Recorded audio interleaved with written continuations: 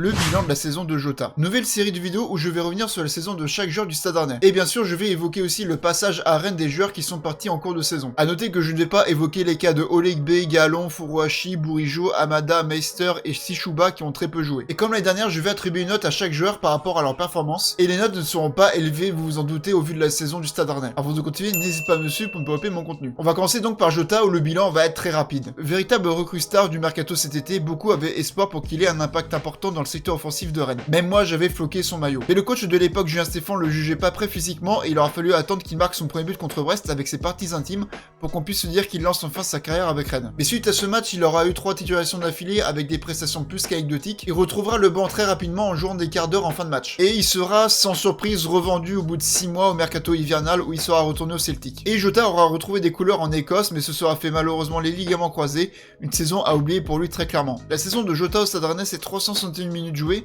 10 apparitions pour 3 titularisations, 1 but et une passe décisive. Le moment fort de sa saison, ça reste son but contre le Stade Brestois lors de la 8ème journée sans surprise. Je vais pas tergiverser longtemps, Jota n'a peut-être pas eu assez de temps de prouver ce qu'il valait, il n'aurait pas été rassurant au niveau de son physique.